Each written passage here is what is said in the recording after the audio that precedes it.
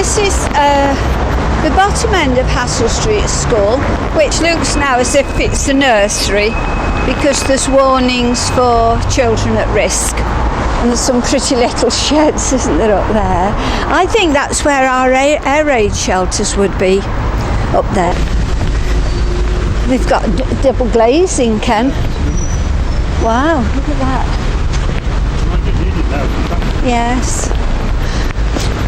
But this is Hassel Street School. Years ago, when I came to school, it was the junior school.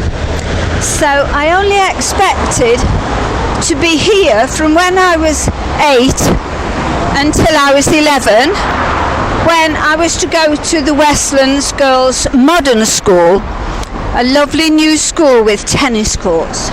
And because of the war, the Navy came and took over our Westlands Girls Modern School, and I had to stay in this little stone school until I was 14 when I left, and I was very, very disappointed.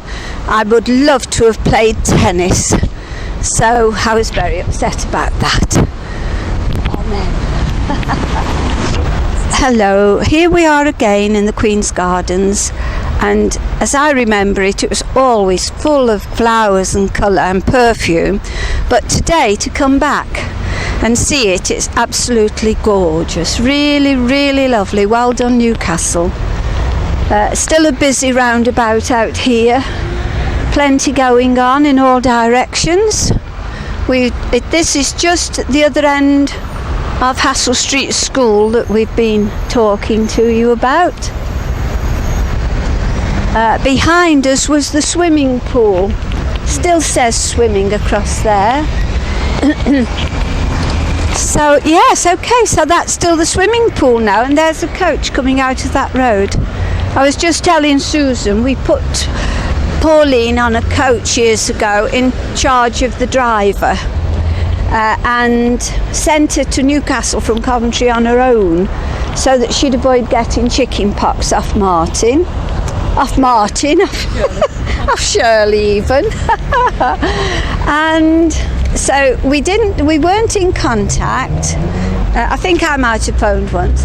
But when Ken and I arrived with Shirley, she was better, and we came up for a holiday and found our Pauline absolutely covered in chickenpox. She'd had it far, far worse than Shirley ever did.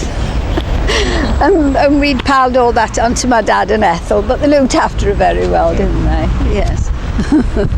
I came out of the forces. I'd been doing police work for 2 years, and I went to Hendon Police College for a 6-week course, and came 6th out of 18 people, and they gave me a certificate to take to my local police station if I didn't want to join the Metropolitan Police, which we didn't. Went to the local police station just here, and I sat a 10-minute exam, and they told me my standard of education wasn't good enough. So that was it. Well, that was the end of that. And he came to me and he says, I had a letter from the police station, I still have it. And I was worried stiff. And he said, yes, they've turned me down. My standard of education isn't good enough. So I said, oh God. He says, what do you mean, oh God? So I said, well, I was just nervous about living in a police house on my own. I was petrified. So he says, well, why didn't you tell me? I said, no, I wasn't going to come between you and your chosen profession. So he says, oh, I don't need to brush up and go back then. I could go back in a few weeks. That's how it is though, isn't it, life? You don't... You've had your fair share of doors being closed for you, and then others opened, and interesting stories like that. Yeah. And when we look back, which we have done over this last few years, we look back, and there's nothing really we would have changed, because going through the anxiety, you say, well, if you'd have got to work there, you wouldn't have gone there, and then you've missed out on this and that, so, yeah. So. We're in Lad Lane now in Newcastle. This area here is where we used to hold our Saturday night open airs from 6 till 7 before the meeting, and there's a pub here which is still there, a pub was there and a pub there, and a jeweller's on the corner, and we spent an hour here every Saturday night with the army, and that's it really. Yeah, and Mum used to sing. Oh yes, Mum used to sing the Old Rugged Cross, and How does that one go then? On a hill far away. And what was some of the other favourites? Really good old. Have you met the Lord today? Yeah, something like that it was. Yeah. I have to be a bit more convincing than that. And I sang with such gusto. You know, I had a good pair of lungs on. And the Sunday open air sings down here, we'll have a look at that in a minute. Yeah, through the. It's better to show you down there actually. Yeah. We're just going now through to Merrill Street, and I did have can't think 68 bass accordion, and I came to a lady's house. She was called Mrs. Andow, and she taught me to play the piano accordion. I never got too proficient about it. Oh, no. The houses are here and the little forecourts, but some of the windows are laced up. And that's the door I used to go in.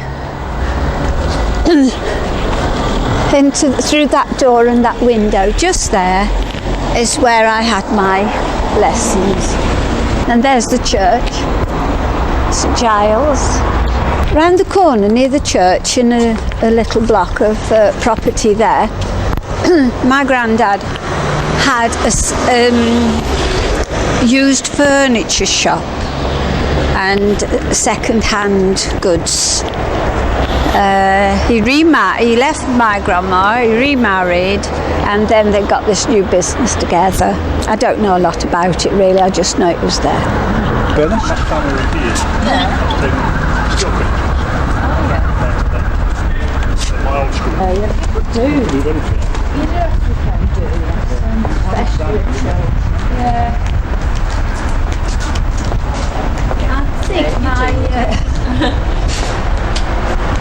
guess it just doesn't seem to be doing any good.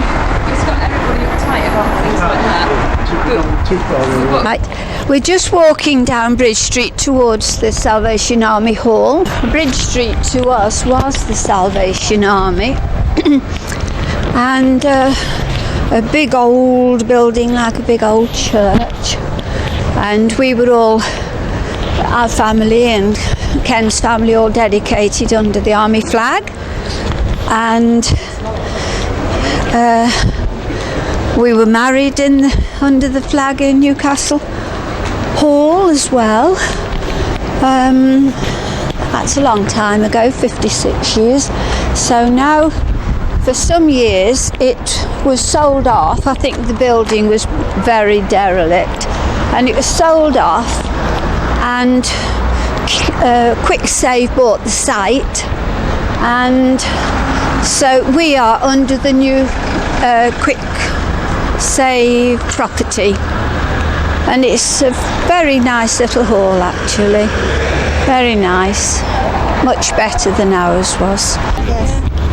And when we had a do at the hall, if we wanted a chip and peas supper, didn't have it?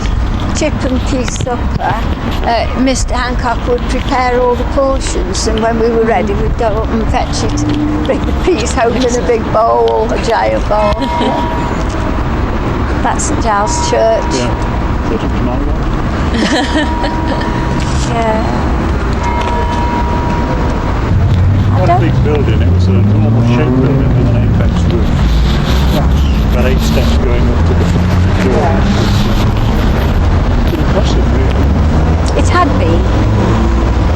It was really more like a church. Yes, it was. It was so big. Yeah, with the Norman type windows at the top. Well, that was the Guildhall. Yes. Yes. So what happened then? A lovely place. I think it was just for concerts and all that sort of thing, wasn't it? The Guildhall. It used to be called the town hall, Yeah. but then they changed things and they didn't use it for mayoral things. Oh, all right. They still got the stone, the thing there, the cross. And there it is, the Guildhall in the windows. Look. But I don't know what the difference was, No, I don't know. really.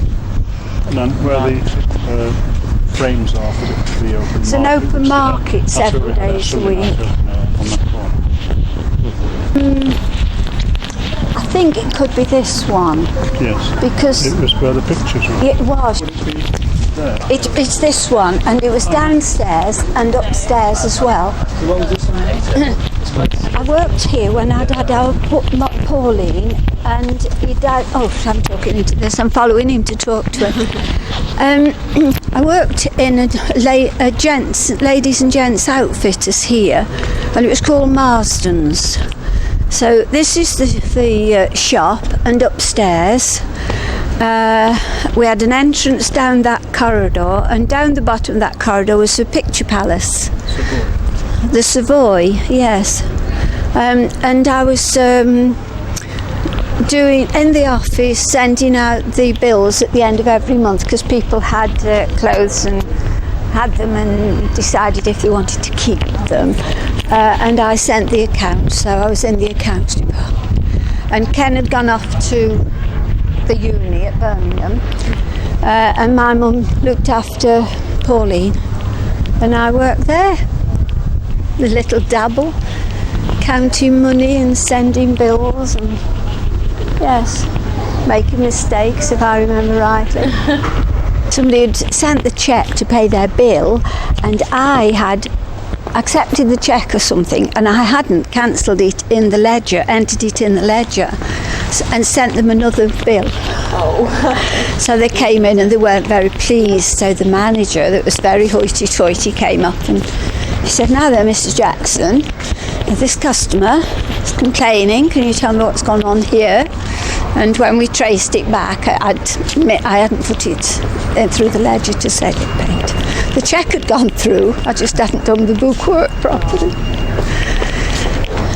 Yes, and the clothes were beautiful, and I used to get clothes because I got them at cost price, but I couldn't afford to buy them. So I bought, our Margaret used to come in and try some things on, and I got them from Margaret because she could afford to buy them, and I couldn't. It breaks your heart, doesn't it? On this corner, really just where the Co-op Travel is, that's where we had our open air on Sunday evenings, and we made quite a nice big circle there, and then we'd march all the way along this road here. The camera isn't following. A straight road, we marched all the way back to the hall then. Just Sunday night that was, wasn't it? Yes.